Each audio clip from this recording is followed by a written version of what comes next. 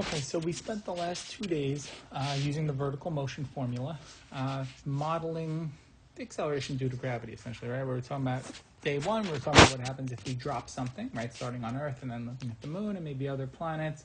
Then yesterday we started talking about what happens if you throw something up in the air, right? So day one, we had something that was like this, kind of like, half of a parabola. And then yesterday we had something that was more like this, right? Where we actually had a vertex, which was the maximum height. So we're throwing something up in the air. So it's going straight up, hits the vertex, and then it starts to come down. Today's lesson is going to be really different. And just something to remember, the project that we're going to be working on, starting tomorrow throughout the weekend, is based on lessons 1 and 2, right? Based on really more, I guess, yesterday's lessons, based on days 1 and 2. Not based on this one, okay? This is a little bit different, and it's not something we typically model with. I mean, we do model it with the quadratic, but it's not something we see too much as far as like on the regents. But recently it started showing up here and there, so we wanted to make sure that we covered it. So what it says we're doing is we're modeling horizontal motion. So just to get back to what we talked about before, right? So let's go back to yesterday's lesson. The graph looked like that.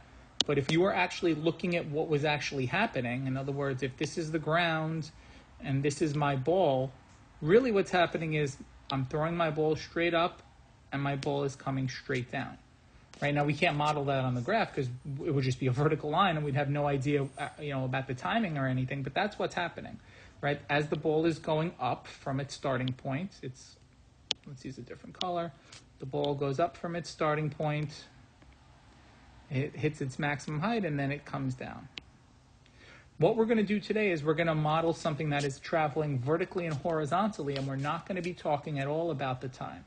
So the best way to think about it is you kick a soccer ball, right? So you kick your soccer ball straight, and what happens, right? It goes up for a while, and then it comes down for a while, and it is going to follow a parabolic path. It's going to be a little bit flatter, right? And unless you're kicking the ball straight up in the air, it's probably going to be more like that. But if you kick something, again, just neglecting, going to the left or to the right, think about kicking something just perfectly straight, that's what's going to happen. So today's lesson is going to be literally modeling what you're seeing, as opposed to what we did the last couple days, which is you're seeing it go up and down, you're not seeing it go in this direction. So why don't we get started before I confuse anyone before we actually start. So this one says that this function models the height of that kicked soccer ball. So again, you're kicking this ball straight, and the ball is going to go up, and the ball is going to come down. So I put the table on the next page. I'm trying to cut down on the time of some of these videos. So that's the table. All right, and again, you guys are pulling this from the calculator anyway, so you don't need my table. Make sure when you, first of all, again, right, we're just using x for the variable. So this would be negative 100th x squared plus 8/10 x. So we're not using z, we're using x. And make sure that there's a 0 there, and make sure the decimals are there. You're going to have a very different looking graph if you put negative 0.1 instead of negative 0.01. All right, just something to consider. Your table should look exactly like mine. So let's think about graphing the points, right? So my first point was 0, 0. And I like to, kind of graph these symmetrically when I'm able to, right? So I'll graph 0, 0, and I'll graph 80, 0. And we got 2012. And we got 6012. And we've got 4016, which is going to be up here, and that's going to be our vertex. So this is literally what's happening. So we're actually kicking this kind of high up in the air-ish, right? So what happens? We kick the ball, and as it travels its first, let's say 10 feet here, it reaches a height somewhere between, I guess that's between 6 and 8 over there. I mean, we could look at the table if we really needed to fine-tune some of those. And after it's traveled 20 feet horizontally, it's traveled 12 feet vertically. After it's traveled 40 feet, it's traveled horizontally, as in it's gone 40 feet. I've kicked the ball 40 feet away from me. It's 16 feet off the ground. That's its maximum height, and then it starts to come down.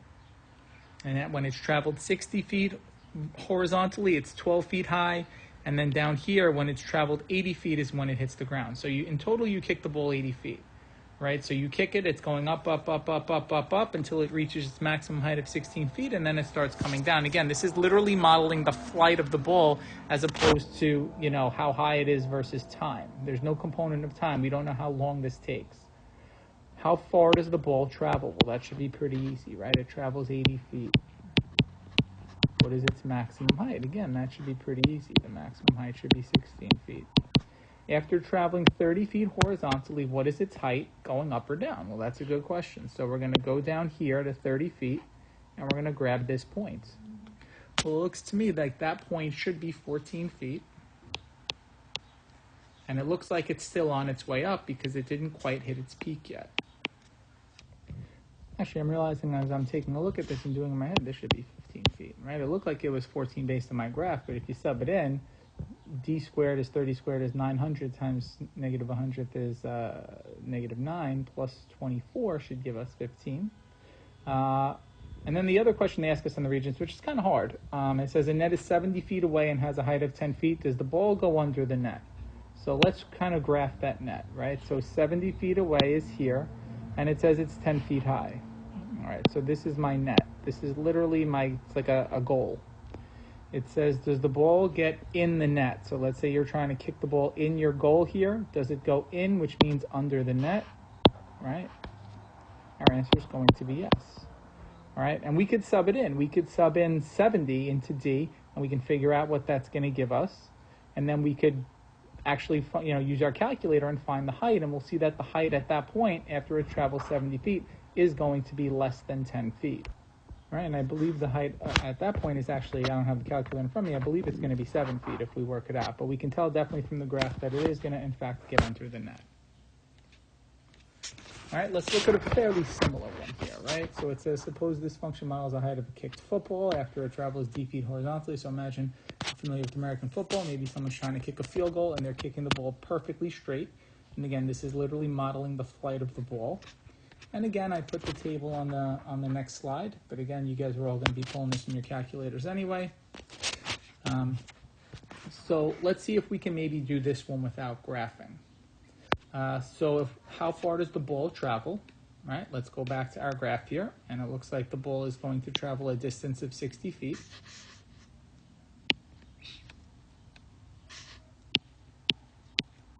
And the next question is, what's our maximum height? So let's take a look at the maximum height. So my maximum height is my vertex, which is right here, right? My maximum height is 9 feet. Sorry about that. After traveling 40 feet horizontally, what is the height? And is it going up or down? So let's go back to our table. So we can tell that it's 8 feet high. Now, is it going up or down? Well, this is the region where it's going up. Actually, I should cut it off kind of like right before there, and this is the region where it's going to be going down. So when it's 8 feet out here, it's on its way down. It already peaked after traveling 30 feet horizontally. It was 9 feet high vertically, right? So it's going to, what is the height? Sorry, let's just get back to that. The height is going to be 8 feet. And is it going up or down? We said it's going to be on its way down. And it says a wall is 50 feet away with a height of 8 feet. Does the ball go over the wall? Well, let's use our table. Well, when this ball travels 50 feet, it's going to be 5 feet high. So we have a wall here that's 8 feet high. Is the ball going to go over the wall? No. Why is it not going to go over the wall? Because when it's traveled 50 feet horizontally, it's only 5 feet high. Right? That's what this tells us. So it's not going to hit the wall go over the wall. It's 8 feet high. It's going to hit it 5 feet off the ground, and it's going to bounce back or it's going to fall. Now I do want to actually put up the graph so you can see it. Okay guys, so poof, there's your graph. I realize now that I neglected to label the equation on the last one, so make sure when you're doing this with your homework that you're going to label the equation. And if we wanted to see this wall here, right, this wall that's 50 feet away with a height of 8 feet, we would construct the wall so that it would look essentially like this. Right, it's a very, very nice looking wall that I made there. So there's your nice red wall. So what's going to happen? If we're trying to get this ball to clear somewhere over the wall, we realize that it's going to hit it right here. It's going to hit the wall and either, like I said, fall down or bounce back, but it's not going to go over the wall. which is why we answered that question with a no. But I did want you to see the graph just so you can see the relationship between the object and the wall. All right, guys, so there's your now try, right? You've got the table already if you need it, though again, we should be able to pull these from our calculator. And this one I think we should be able to do, just answer the questions without the graph. How far does the rocket travel? So our maximum distance, right? When it reaches a height of 0, meaning it comes down, it's traveled 36 feet horizontally. Again, that's how far it travels from your foot when it hits the ground. Right? That's not the height. The height is the h of d. That's the column on the right. What is my maximum height? So I need my vertex. So after it's traveled 18 feet horizontally, it reaches the maximum height, which is 16 2/10 feet. After traveling 25 feet horizontally, what is its height? And is it traveling up or down? So when we sub in 25, I got 13.75 feet. And then as far as if it's going up or down, it says it's traveled 25 feet, so it's here. So this is our midpoint. At this point, right, we're going up, and then we reach our maximum height, and then we're going down. So if 25 feet is in the second half of it, it means it's going down.